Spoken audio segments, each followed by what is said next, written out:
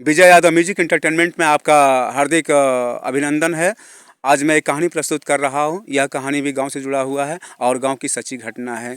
ये उस समय की कहानी है कि जिस समय दूल्हा पालकी पर बैठते थे, विवाह में ढोल बजता था, बाराती वाले पैदल जाते थे। आइए, किसी गांव में एक तांत्रिक रहता था और अपने तंत्र विद्या से लोगों का भलाई किया करता था। धीरे धीरे उनका यश और नाम दूर दूर तक फैलने लगा और चर्चा होने लगा। उस मंत्री जी का लोग उसे प्यार से मंत्री जी कहा करते थे। उस मंत्री जी का एक ही बेटा था। बेटा का शादी होने वाला था। बेटा दूल्हा बना, पालकी पर सवार हुआ और ढोल वाले लगभग 50 से ज़्यादा की संख्या में आ गए। लेकिन उस मंत्री जी को इस बात का अभिमान हो जाता है कि मंत्र विद्या का मैं सबसे बड़ा मालिक हूँ, मंत्र विद्या में मेरे से आगे कोई नहीं है।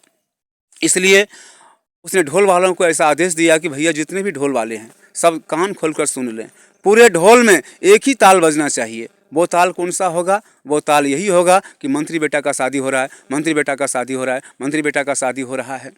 और जब मंत्री जी का आदेश हुआ तो ढोल वाले ताल में ताल मिला लिए और जब बाराती निकला, दूल्हा पालकी पर सवार हुआ, बाराती पैदल चल रहा है और जितने भी ढोल वाले थे सब पर एक ही ताल बज रहा है। वो ताल क्या बज रहा है कि मंत्री बेटा का शादी हो रहा है, मंत्री बेटा का शादी हो रहा है, मंत्री बेटा का शादी हो रहा है। भैया बाराती निकल पड़ा। बाराती एक गांव से होकर गुजर रहा था। कहा जाता है कि काग का भाषा काग ही समझे। वहाँ पर एक कोई दूसरा मंत्री था। उसे ये बात समझ में आ गया कि इस मंत्री जी को अपने मंत्र विद्या का अभिमान हो गया है, इनके अभिमान को तोड़ना चाहिए। इसलिए उसने किया कि अपने मंत्र विद्या से दूल्हा के ऊपर प्रहार किया और दूल्हा का स्वास्थ्य बिगड़ने लगा। तो इस मंत्री जी को समझ में आ गया है कि किसी ने मेरे बेटा को प्रहार किया। इसने बहुत कोशिश किया उनको ठीक करने का, लेकिन कोई सुधार नहीं हुआ। इनको लगा कि अगर मैं माफ़ी नहीं मांगता हूँ तो मेरा बेटा मर जाएगा। अब दूसरा कोई रास्ता नहीं है, कोई रास्ता नहीं है। उनका अभिमान ख़त्म हो जाता है और उस गांव में वे माफ़ी मांगने लगे। भैया जो कोई भी हैं मैं उसे अपना गुरु मानता हूँ। आज के बाद मैं कभी ऐसा नहीं सोचूंगा, कभी अभिमान नहीं करूँगा कि मंत्र विद्या में मैं सबसे आगे हूँ। मेरा बेटा को आप ठीक कर दें, आप जो कहेंगे मैं मानूंगा।